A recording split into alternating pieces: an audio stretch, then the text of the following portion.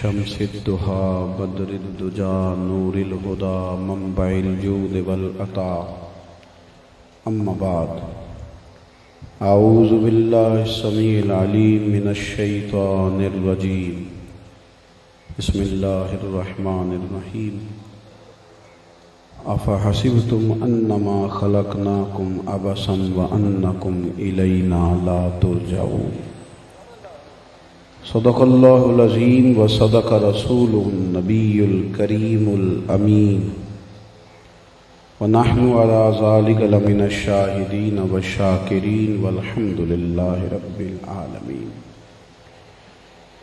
إن الله وملائكته يصلون على النبي يا أيها الذين آمنوا صلوا عليه وسلموا تسليما الصلاة والسلام عليك يا سيدي يا رسول الله وعلى آلك وأصحابك يا حبيب الله سارے حضرات درود شریف پڑھیے الصلاة والسلام عليك يا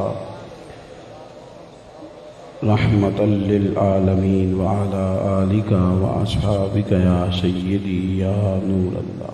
حمد و صلاۃ کے بعد عزیز دوستو، بزرگ اور بھائیوں، ہمارے عزیز بھائی کی والدہ اور ان کے بھائی کے سال ثواب کے لیے اس دعائیہ تقریب کا، ختم شریف کا، محفل سال ثواب کا اہتمام ہے۔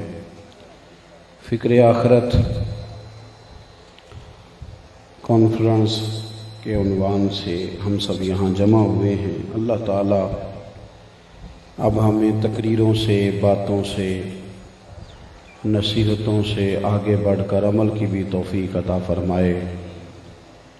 اللہ تعالیٰ نے قرآن حکیم کے اندر ارشاد فرمایا ہے کہ افحسبتم انما خلقناکم عبثا وانکم الینا لا ترجعون۔ فرمایا کیا تم سمجھتے ہو کہ ہم نے تمہیں بیکار پیدا کیا ہے، اور کیا تم یہ سمجھتے ہو کہ تمہیں لوٹ کر ہمارے پاس آنا نہیں؟ اس کو بند کر دیں پنکھے کو۔ اللہ تعالیٰ نے اس ساری مخلوق کو بڑی ساری حکمتوں اور بڑی ساری اہم ذمہ داریوں کے لیے پیدا فرمایا ہے۔ کوئی انسان بھی بیکار نہیں ہے۔ اپنے عقائد کو بگاڑ کر یا اپنے اعمال کو تباہ کر کے ہم اپنے آپ کو بیکار کر لیتے ہیں، ورنہ تو اللہ تعالیٰ نے حضرت آدم علیہ السلام کی اولاد کو کرامت اور عزت کا تاج عطا فرمایا ہے۔ انسانوں کے عقائد ٹھیک ہوں اور وہ فسق و فجور سے اپنے آپ کو بچائیں تو لوگ بیکار نہیں ہوتے۔ ایک ذرہ بھی تو وہ کسی نے کہا تھا میں کسی شخص سے بیزار نہیں ہو سکتا، کیونکہ ایک ذرہ بھی تو بیکار نہیں ہو سکتا۔ اللہ تعالیٰ نے چیزوں کو حکمتوں کے تقاضوں کے تحت پیدا کیا ہے۔ کوئی کام نہ کرنے کا ارادہ کر لینا، جان بوجھ کے اپنے آپ کو کمزور، بزدل، محروم، مظلوم بنا لینا، اور پھر اپنی زندگی کے بہت سارے اوقات کو بیکار کر لینا، یا بہت زیادہ آرام پسند ہو جانا، کھانے کی، پینے کی، سیر و سیاحت کی لذات کو حد سے زیادہ اپنے اوپر سوار کر لینا، یہ چیزیں انسان کو غافل کر دیتی ہیں۔ باصلاحیت لوگ بھی، باشعور لوگ بھی، فہم و فراست والے لوگ بھی جب اپنے آپ سے کام نہیں لیتے، اپنے معاملات کو صحیح طور پر مرتب نہیں کرتے، تو دنیاوی مسائل تو ان کے لیے بڑھتے ہی ہیں، جو ان کے اخروی معاملات ہوتے ہیں اس میں بھی کمزوری آ جاتی ہے۔ میں اکثر سوچتا ہوں کہ جن لوگوں کو سالوں بیت گئے، بال سفید ہو گئے، بچے بڑے ہونے لگے، لیکن ابھی تک بھی وہ کہتے ہیں یار باقی 4 نمازیں تو میں پڑھ لیتا ہوں، فجر میں میرے لیے آنکھ کھولنا مشکل ہے۔ صحت بالکل ٹھیک ہے، طبیعت بالکل ٹھیک ہے، وقت پر آرام کرنے کا موقع بالکل ٹھیک ہے، اللہ نے فضل کیا ہے، اور کسی ذہنی کشمکش میں، تناؤ میں، ٹینشن میں، ڈپریشن میں نہیں ہے، سکون سے سویا ہے، فجر میں کیوں نہیں اٹھا؟ اور اگر 35-40 سال کی عمر تک بھی فجر میں اٹھنے کا فیصلہ نہیں کیا، وہ تب اٹھنے کا فیصلہ کرے گا جب دوائیاں شروع ہو جائیں گی، جب وجود کمزور پڑ جائے گا، صلاحیتیں زنگ آلود ہونے لگیں گی۔ اپنے وجود کو بلا وجہ بیکار کر لینا، اپنی صلاحیت کو بلا وجہ بیکار کر لینا، کوئی کام ہی نہیں کرتے، کوئی توجہ ہی نہیں کرتے۔ جہاں تک تعلق باتیں کرنے کا ہے تو باتیں تو بالکل وہ لوگ جو بالکل ان پڑھ ہیں، جنہیں کچھ نہیں آتا، نشستن گفتن برخاستن کے، تو وہ بھی بہت زیادہ قائل ہیں، بہت لمبی چوڑی باتیں کر لیتے ہیں۔ زندگی میں پہلے تو اپنے آپ کو پہچانا جائے، غور کیا جائے کہ بھلا میں کیا کر سکتا ہوں۔ کوئی کام ہی زندگی میں کر لیا جائے، کوئی ہی کر لیا جائے، لیکن نا سیاستہ میں حدیث موجود ہے، ایک شخص گلی سے گزر رہا تھا تو اس کی سامنے ایک بڑے موٹے تگڑے درخت پر نظر پڑی جو بیچ رستے کے لگا ہوا تھا۔ ویسے تو درخت لگانا بڑا اچھا عمل ہے، لیکن اگر عین رستے کے بیچ میں، سڑک کے درمیان میں درخت ہو تو تکلیف کا باعث بنتا ہے، لوگ کیسے گزریں گے؟ اس نے محسوس کیا کہ لوگوں کو تو بڑی دشواری ہوتی ہوگی، اوپر سے لوگ ہو کے آتے ہوں گے اور کوئی اندھیرے میں تو اس سے ٹکرا ہی نہ جاتا ہو، کچھ کرنے کا تو ارادہ کیا نا۔ اتنا سا رستہ ٹوٹا ہوا ہوتا ہے گلی سے، لیکن روز بلدیہ والوں پر بحث کر کے، مواصلات والوں کو بد دعا دے کے گزر جاتے ہیں۔ حالانکہ بڑا آسان کام ہے کہ تھوڑی سی مٹی کہیں سے لی جائے، چند اینٹیں اس کے اوپر رکھ دی جائیں، رستہ صاف ہو جائے، لیکن اتنی ضرورت کون کرے گا؟ کام کرنے کا ارادہ نہیں ہے۔ اللہ کے حبیب علیہ السلام فرماتے ہیں اس شخص نے دیکھا کہ درخت تکلیف کا باعث بن رہا ہے تو اکیلے نے ارادہ کیا، آپ اور میں، ہم دیہاتی لوگ ہیں، ایک آدمی کے لیے پورا درخت کاٹنا ایک مشکل کام ہوتا ہے، بڑا ٹائم لگ جاتا ہے۔ اس بندے نے کلہاڑا پکڑا، بغیر کسی کی مدد کے خوب جد و جہد کر کے اس نے اس درخت کو کاٹ کے لوگوں کا رستہ کشادہ کر دیا۔ اللہ کے محبوب فرماتے ہیں رب نے اس کے لیے جنت کا فیصلہ فرما دیا۔ کوئی کام تو انسان زندگی میں کرے، لیکن پہلی بات تو یہ ہے کہ ہمیں آج تک پتہ ہی نہیں کہ بنیادی طور پر میں کیا ہوں۔ ایک اچھا مبلغ ہوں، اچھا استاد ہوں، یا میں لکھ اچھا سکتا ہوں، یا میں منتظم اچھا ہوں، یا محتمم اچھا ہوں، میں کیا ہوں؟ پہلے تو یہ فیصلہ نہیں ہوتا۔ ہر بندہ ہر کام کرنا چاہتا ہے تو ایک بھی ٹھیک نہیں ہوتا۔ کوئی ایک، میرا ایک کلاس فیلو ہے، 6ٹھی 7ویں تک ہم اکٹھے پڑھتے رہے، پھر اس نے کہا جی میں نے نہیں پڑھنا۔ غریب گھر سے تعلق تھا، والد گدا گاڑی چلاتے تھے، اس نے بھی چلانی شروع کر دی۔ یہ کچھ عرصہ پہلے ان کی والدہ کا انتقال ہو گیا، میں ان کے گھر فاتحہ خوانی کے لیے گیا تو اس کے والد کہنے لگے دیکھ اپنے کلاس فیلو، کل پرسوں جو 2 آئے تھے وہ ڈاکٹر بن گئے، کوئی کاروباری ہو گیا، اور تو ابھی بھی تو پڑھا نہیں، گدا گاڑی چلا رہا ہے۔ تو اس طرح کی باتیں روٹین میں گھروں میں ہو جاتی ہیں، لیکن میں نے اپنے اس کم پڑھے لکھے دوست سے سبق سیکھا۔ اگرچہ پڑھنا ہی زیادہ بہتر تھا، لیکن اس نے وہ پانی کا جگ اٹھایا اور گلاس میں ڈال کے مجھے تھمایا تو کہنے لگا ابا جی ماڑے بندیاں نے گھر بھی شفٹ کرنے ہوندے نے، سامان بھی ادھر ادھر کھڑنا ہوندا ہے، جی سارے ڈاکٹر بن جاندے تے سامان کنے ٹونا کرنا سی؟ کوئی تو کسی، یہ بھی تو کام ہے نا۔ دیکھیں نا، اب ہر آدمی کے پاس بڑی بس والے کو دینے کے لیے پیسے نہیں ہیں تو چلو میں غریبوں کا سامان ادھر سے ادھر، یہ بھی تو کسی نے کرنا تھا نا۔ یعنی اس نے محسوس کر لیا ہے کہ جہاں رب نے مجھے رکھا ہے نا، سانو قید سجن دا گہنا ہے، او جینج رکھے اونج رہنا ہے۔ چلو جس حال میں اس نے رکھ دیا ہے ہم راضی ہیں، رضی اللہ عنہم ورضوا عنہ۔ مومن کی شان یہ ہے کہ اللہ اس سے راضی ہوتا ہے تو مومن بھی اپنے رب سے بڑا ہی راضی ہوتا ہے، وہ بھی راضی ہوتا ہے۔ تو عزیز دوستو، کوئی تو کام انسان کرنے کا ارادہ کرے زندگی میں، کوئی کام نہیں۔ آپ یہاں بیٹھے کہتے میں بور ہو رہا ہوں، تو بھائی بور ہونے کے لیے بھی تو ٹائم چاہیے نا، تو وہ کہاں سے لایا آپ؟ ٹائم کہاں سے لائے بور ہونے کا؟ کہاں سے؟ آپ اتنا تو ٹائم ہی نہیں ہے زندگی میں کہ بندہ بور ہو سکے۔ آپ یہاں بیٹھے میں ٹائم پاس کر رہا ہوں، بھی اتنا ٹائم کدھر سے آپ کے پاس آیا جو پاس کرنا پڑا؟ جو گزارنا پڑا، جو گزر نہیں رہا تھا، اتنا تو ٹائم ہی نہیں ہے زندگی میں۔ وہ لوگ جو کچھ کام کرنے والے تھے، کیوں نہیں بھلا ہم سے کچھ ہوتا؟ 39 سال عمر پائی حضرت عمر بن عبدالعزیز نے، پوری 40 نہیں، 39۔ وہ تو لاکھوں مرتبہ درود شریف بھی پڑھ گئے، 20 مرتبہ قرآن پاک کے انہوں نے ختم خود تلاوت کر کے کیے، انہوں نے بڑی بڑی بلڈنگیں بنائی، مدارس بنائے، انہوں نے قوم کو انصاف دیا۔ 39 سال عمر پائی اور صدیاں بیت گئی ہیں، ذکر ان کا ممبروں پہ ہو رہا ہے۔ جن لوگوں نے کام کرنا ہے وہ تو فیصلہ کر چکے ہیں، ترجیحات کا تعین کر چکے ہیں، وہ تو میدان میں۔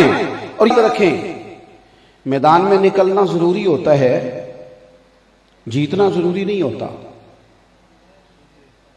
کھیل میں ایک کھلاڑی نے جیتنا ہوتا ہے، لیکن جو آخر تک کھیلتا رہے انعام اس کا بھی بنتا ہے۔ ہم یہ سمجھتے ہیں کہ شاید جیت جانا ہی کمال ہے۔ جتنے نبی دنیا میں آئے علیہم السلام سارے کامیاب ہو کے گئے، سب انبیاء کامیاب ہیں۔ توجہ ہے آپ دوستوں کی؟ پھر غور کریں میں کیا کہہ رہا ہوں، سب نبی کامیاب گئے، لیکن کسی پیغمبر کا کلمہ 4 لوگوں نے پڑھا ہے، کسی کا 6 نے پڑھا ہے، کسی کا چند 100 نے پڑھا ہے۔ نبی کیوں کامیاب گئے؟ کہ ان کے ذمے جو تبلیغ کی ڈیوٹی تھی وہ ڈیوٹی انہوں نے پوری ادا کی ہے۔ باقی دل تو اللہ کے دستے قدرت میں ہیں، جب چاہے پھیرے، جب چاہے نہ پھیرے۔ انہوں نے ڈیوٹی پوری کی، کام۔ وہ حضرت رومی رحمۃ اللہ علیہ نے لکھا ہے کہ ایک شہر میں بیماری بار بار پھیل جاتی تھی، تو بہت سارے اطباء جو تھے، بہت سارے ڈاکٹر، وہ پریشان تھے۔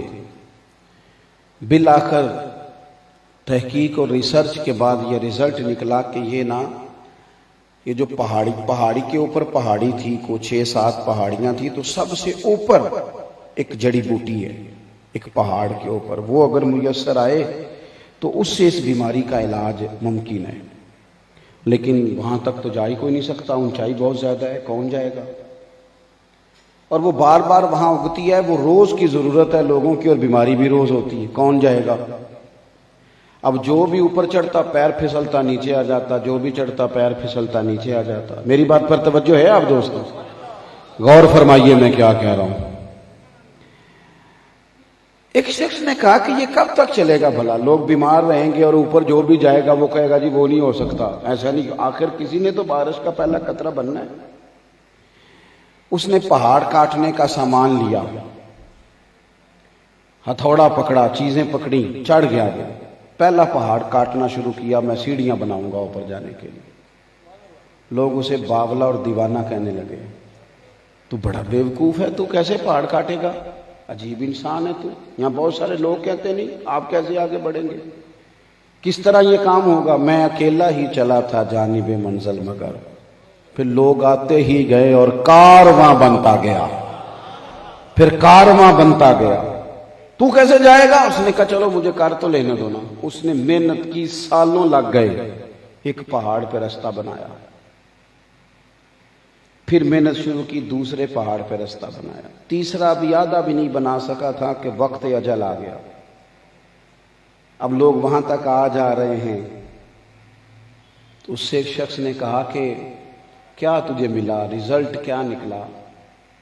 کر تو کچھ بھی نہیں سکا اور موت کا وقت آ گیا۔ کہنے لگا نہیں، میں کامیاب ہوا ہوں، جیت کے جا رہا ہوں۔ کس طرح؟ کہنے لگا میں نے آدھا رستہ بنا دیا ہے، اب جو میرے بعد شروع کرے گا وہ یہاں سے شروع کرے گا جہاں سے میں نے ختم کیا ہے، اس کو شروع سے نہیں شروع کرنا پڑے گا۔ امام بخاری رحمۃ اللہ علیہ ہماری یہ والی تکلیف دور کر دی کہ ہم جائیں حدیث ڈھونڈ کے لائیں، اس کی سند پر بحث کریں، ہم اسماء الرجال پر گفتگو کریں، یہ ہماری ٹینشن نے ختم کر دی۔ یہ حدیث صحیح ہے، یہ حسن ہے، یہ متواتر ہے، یہ ضعیف ہے، یہ انہوں نے طے کر کے ہمیں دے دیا۔ انہوں نے کہا لو یہ والا سفر تمہارا میں نے ختم کر دیا ہے، اب حضور کی حدیثیں پڑھتے رہنا اور اس سے فیض حاصل کرتے رہنا۔ تمہارا کسی کا سفر تو آسان کریں، کچھ تو کریں نا، چلیں آدھا ہی صحیح، جو بعد میں آئیں گے وہ آگے سے شروع کر لیں گے، وہ وہاں سے سٹارٹ۔ ہم نے کیا کیا ہے، ہم نے بسم اللہ پڑھنا ہی پسند نہیں کیا۔ کوئی کام زندگی میں ہو جائے اپنی آخرت کے لیے، کوئی بہتری ہو جائے، کہیں سے شروع تو کریں اور غیر ذمہ دار نہ بنیں۔ سو کے نہ وقت گزارے، بہت اچھا کھانا، بہت جم کے سونا، دو ہی کام کیا زندگی میں رہ گئے؟ کچھ تھوڑا سا اپنی طبیعت کو تکلیف میں ڈالیں۔ وہ کسی نے کہا تھا کہ ہلکا سا تبسم ہو جائے تزئین گلستان کی خاطر۔ وہ کو زیادہ ہی نازنی تھے، محبوب تو ہنسنا بھی پسند نہیں کرتے تھے۔ انہوں نے کہا یار تو ہنسے گا تو تیری وجہ سے اور بھی کئی ہنسیں گے، تو مسکرائے گا تو ذرا اور کے چہروں پر بھی مسکراہٹ۔ تو اس نے کہا ہلکا سا تبسم ہو جائے تزئین گلستان کی خاطر۔ تکلیف تو تم کو ہوگی مگر پر تکلیف ذرا سی سہتا جا، تھوڑی سی تکلیف برداشت کر، پر تیرے مسکرا دینے سے اگر کئی ہنس پڑتے ہیں تو حرج کیا ہے اس میں تیرا نقصان کیا ہے؟ اگر تیرے تھوڑا سا تازہ دم رہنے سے اور بھی کئی ہو جاتے ہیں تو اس میں حرج کیا ہے؟ تھوڑا سا زندگی میں اگر انسان کوشش کرے، ہمت کرے، پہلے تو کام نہیں کرنا، اور اگر کوئی کرنا ہے تو وہ بس نہ پورا سا جان چھڑانے کے لیے باقی کل کر لیں گے، باقی پرسوں کر لیں گے، بھائی اتنا ہی ہے نا، باقی اس کو مینج نہیں کرنا۔ زندگی میں ڈیوٹی کرے، اپنی آخرت کے لیے کام کرے۔ مسلمان جیتے جاگتے زندہ دل کو کہتے ہیں۔ مسلمانوں نے کبھی بھی تھک کے، ہار کے، پیچھے بیٹھ کے تبصرے کر کے وقت نہیں گزارا۔ پلٹنا، جھپٹنا اور جھپٹ کر پلٹنا، یہ لہو گرم رکھنے کا ہے ایک بہانہ۔ انہوں نے زندگی جاگ کے گزاری، تازہ دم لوگ تھے۔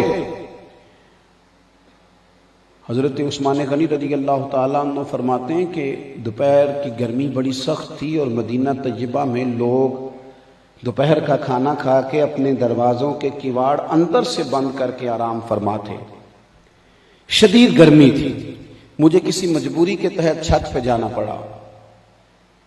تو جب میں بالائی منزل پہ گیا تو شدید دھوپ میں میری نظر پڑی تو ایک دبلے پتلے سے بڑی عمر کے بزرگ کو میں نے دیکھا، وہ 2 اونٹوں کو ہانکتے ہوئے لا رہے ہیں۔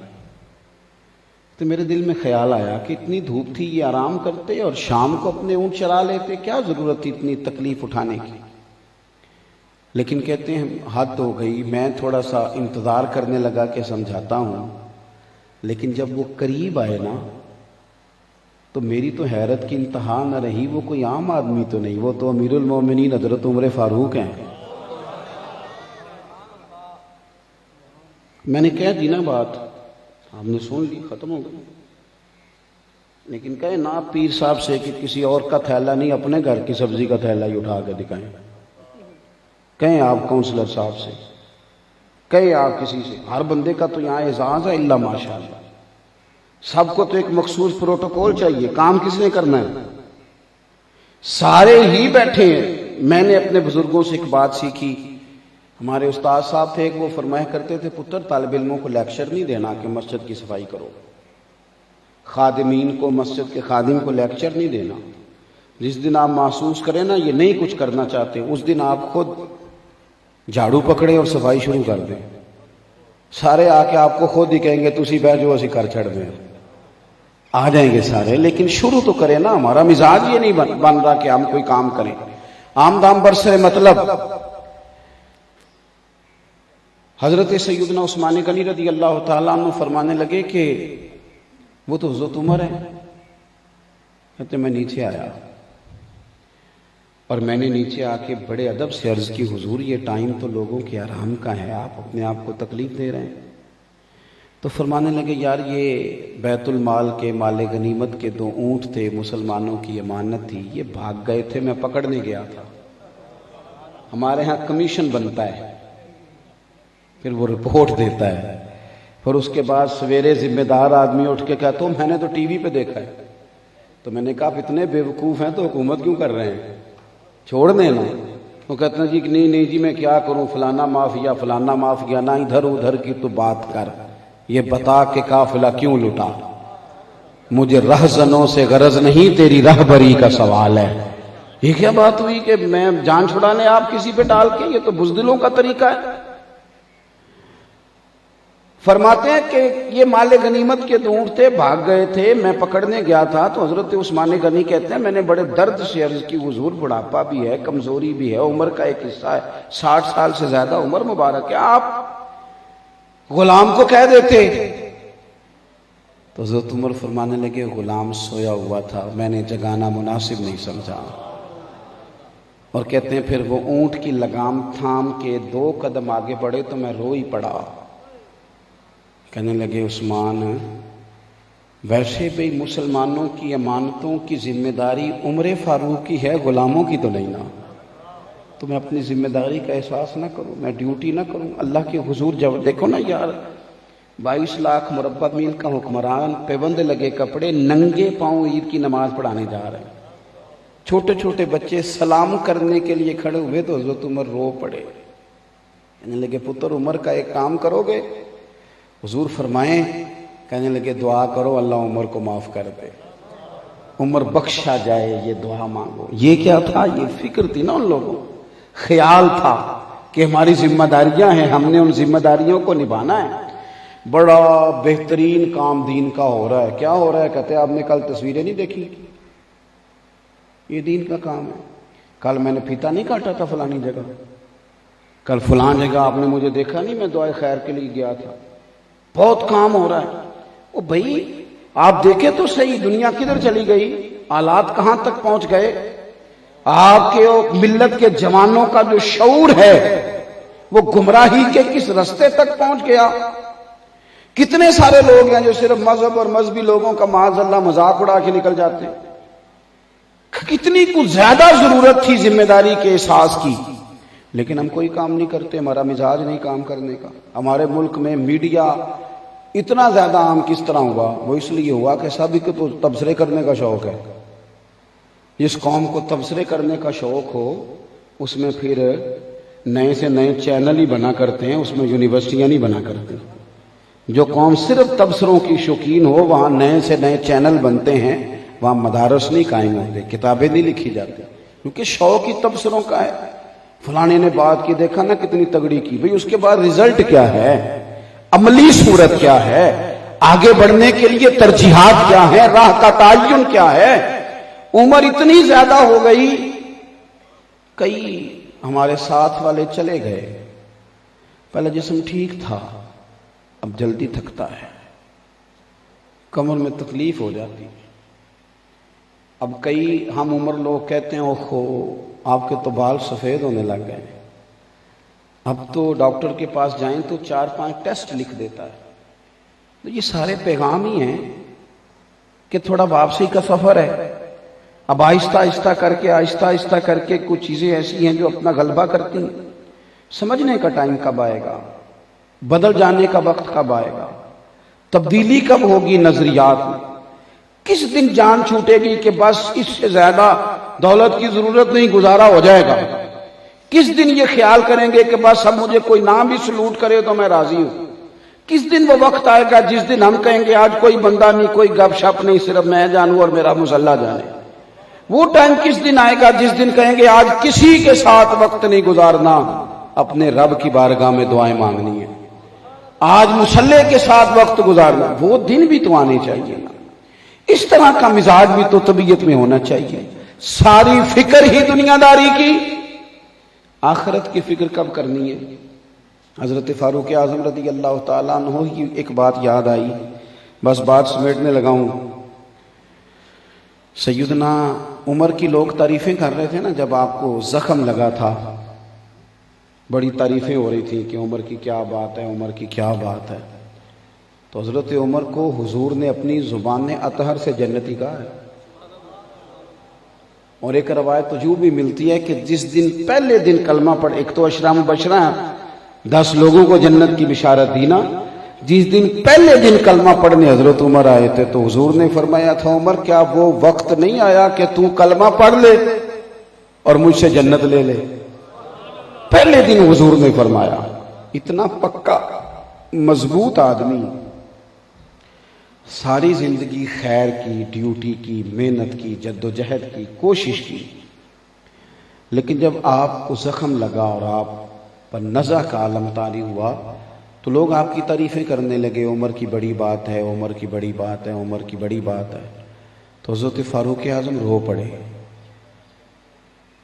فرمانے لگے تم میری تعریفیں کر رہے ہو، اگر میں نے کوئی نیکی کی بھی ہے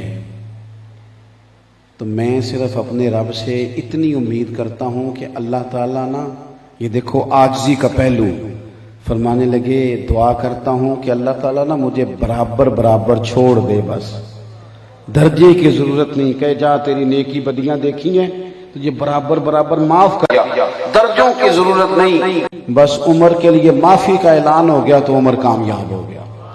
اپنی آخرت کے معاملے میں جب بندے کو فکر لگ جائے، ہمارے نا حاجی ابو داؤد محمد صادق صاحب رحمۃ اللہ علیہ کے صاحبزادے ایک دو دوست اور ان کے ساتھ تھے، وہ نا حضرت محدث اعظم سے بیعت تھے فیصل آباد میں، تو عید کے دوسرے دن زیارت کے لیے یہاں مزار شریف پہ آتے تھے۔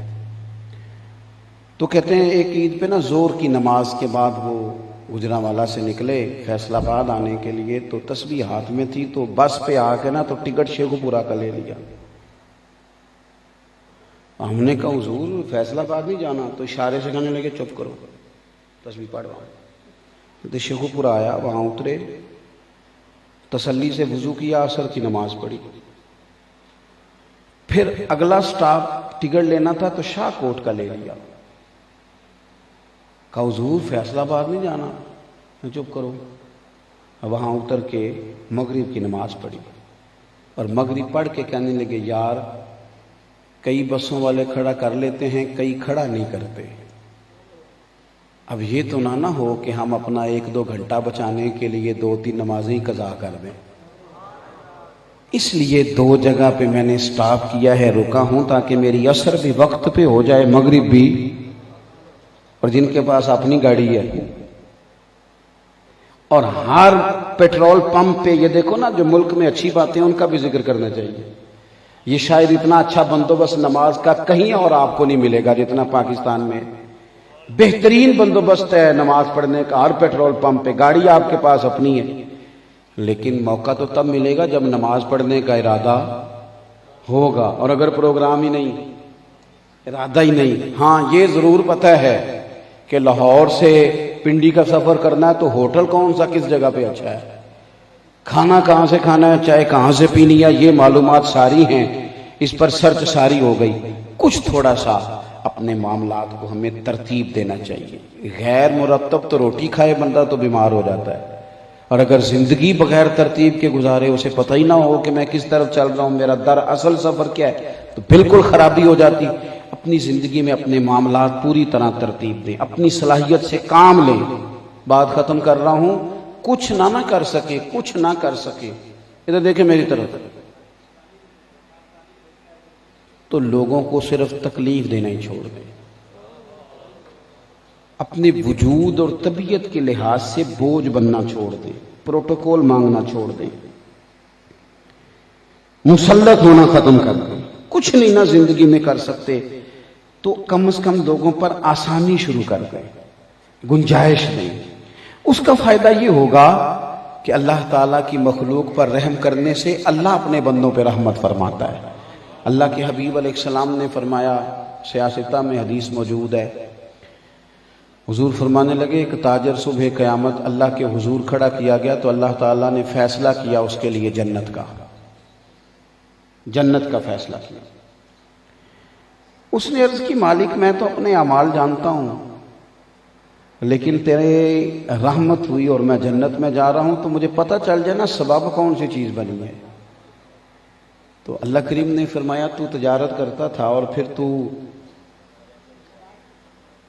جو لوگ ادھار لے جاتے تھے ان سے پیسے وصول کرنے کے لیے بھی اپنے بچوں کو، لڑکوں کو بھیجتا تھا، مالک بھیجتا تھا۔ فرمایا تو کہتا تھا ان سے کہ جو جان بوجھ کے نہ دیتا ہوا اس پر سختی کرنا، اور جو غریب ہوا، تنگ دست ہوا، اس پہ نرمی کر دینا، ہمارا کام تو چلتا ہے، آ جائیں گے پیسے، ذرا نا غریبوں تنگ دستوں پہ تھوڑی نرمی کر دینا، تھوڑی دیر کے بعد لے لیں گے۔ ہمارے ہاں کیا ہوتا ہے، تگڑا بندہ تو کہتا ہے جا جتھوں لب دینی اتھوں لے لے، اور غریب کو کہتے ہیں شام کو دینے ہیں۔ یاد رکھنا، چونکہ مزاج اس طرح کا ہے، اللہ کریم نے فرمایا تو کہتا تھا لوگوں سے کہ جو تنگ دست ہوا، غریب ہوا، مجبور ہوا، اسے ذرا گنجائش دے دینا، مالک میں کہا کرتا تھا۔ تو رب کریم نے فرمایا تو میرے بندوں پہ نرمی کرتا تھا تو میں آج تیرے اوپر نرمی نہ کروں؟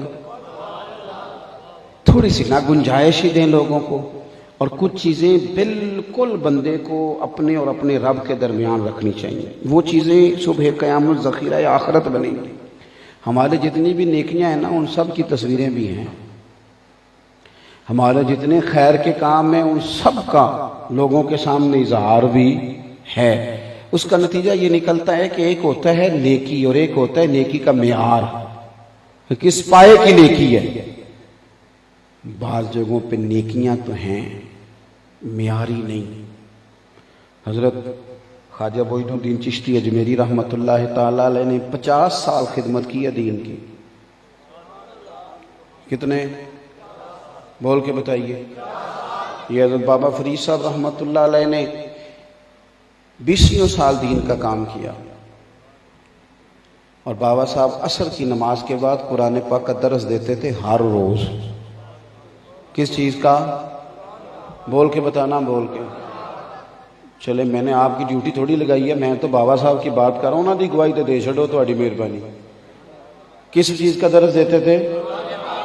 چلیں عرس کے سارے دن ہی قرآن پاک کا درس دے دیا جائے۔ بابا صاحب کے حالات میں لکھا ہے قرآن پاک کا درس عصر کے بعد ہر روز بابا صاحب دیتے تھے۔ خدمت کی ڈیوٹی کی اور رجال کار تیار کیے، خواجہ نظام الدین جیسے لوگ، حضرت مخدوم علی احمد صابر جیسے لوگ، بندے تیار کیے، کام کیا۔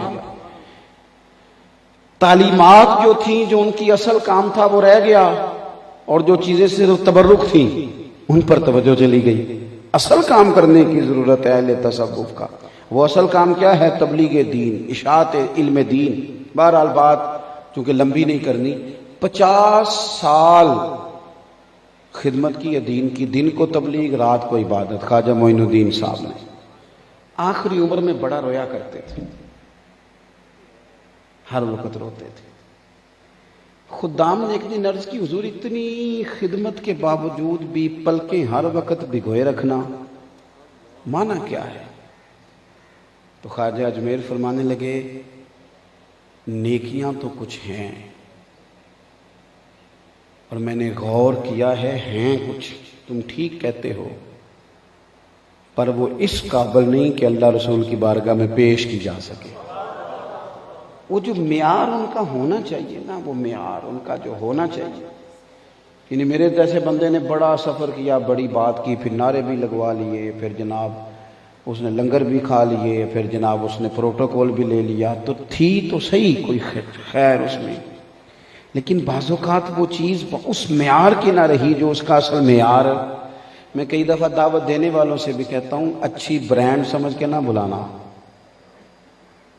ایک مشہور آدمی کو بلا رہے ہیں، یہ سمجھ کے دعوت دینا کہ یہ رب رسول کے دین کا نوکر ہے، بس اس طرح کا لہجہ بنانا، اس طرح کا ماحول نہ بنانا، یہ ٹھیک نہیں ہوتا۔ کچھ چیزیں ہمیں بالکل سادگی میں، اخلاص میں لانی چاہیے۔ عزیز دوستو، زندگی میں ایک تو کچھ کریں، اور پھر کریں تو ذمہ داری سے کریں، اور پھر اگر نیکی ہو تو اس کا کوئی معیار ہو، اس میں اخلاص ہو، للہیت ہو۔ پھر دعا کرتا ہوں اللہ تعالی ہمارے بھائی کی والدہ اور ان کے بھائی کی کامل مغفرت کرے، ہمارے یہاں جمع ہونے کو اپنی بارگاہ میں قبول فرمائے۔ آخر دعوانا ان الحمدللہ۔